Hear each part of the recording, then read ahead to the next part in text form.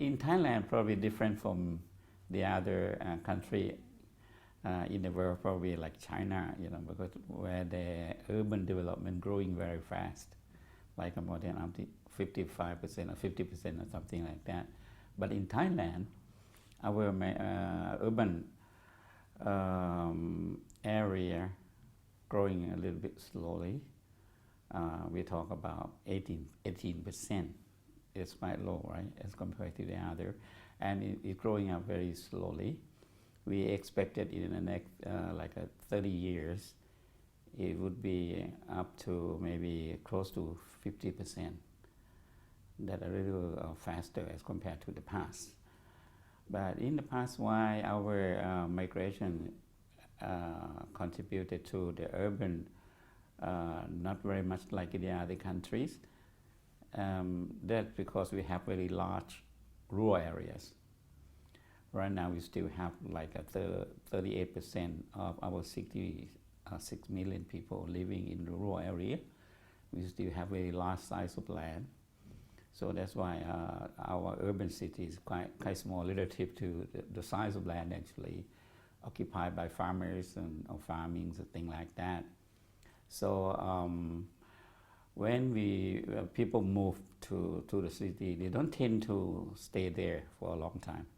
They come during the dry season, or they came to the cities seasonally, just to earn extra income for the family.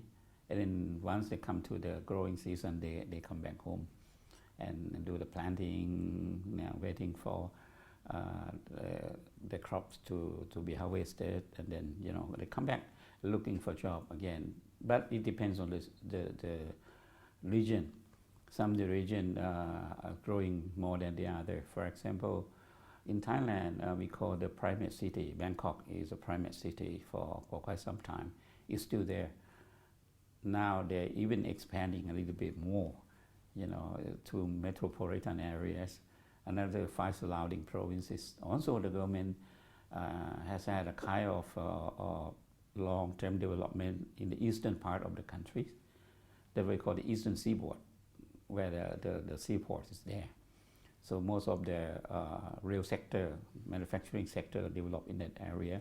They create a large proportion of job as compared to the other part of the rest of the countries. So in that case, we understand that during the time that the Thailand has a crisis in 1997, we call it a financial crisis. This is the original of we originated of the kind of crisis. That's what we call the Tom Yam Goong crisis. At that time, which is popular dishes of the Thai, right? They're the kind of hot and sour soup or something like that. And then what happening is that the poverty in rural as compared to in urban kind of different. Before that, the poverty in urban or poverty of worker in let's say urban area tend to decline as compared to the rural areas tend to increase. But after the crisis, the story is different. The kind of poverty in urban tend to increase compared to the rural areas. Is decline in larger percentage and compare. So what the reason behind that? The reason behind that during the crisis, large proportion of those who work in the real sector had been laid off. And once they've been laid off, they went back home. So the agricultural sector played the role like a cushion for them. So during the time they don't have job, they come home. When they come home for a while, and then some of them who had working in the real sector for a long time, let's say for more than 30 years, they are sort of tired of working repeatedly the very same thing, they decided to stay home. That in that time, also the government policy that tried to solve the kind of problem of the crisis, right? Having some kind of all kinds of the job creation in rural areas. So they rather stay put, not coming back that many into the cities like usual.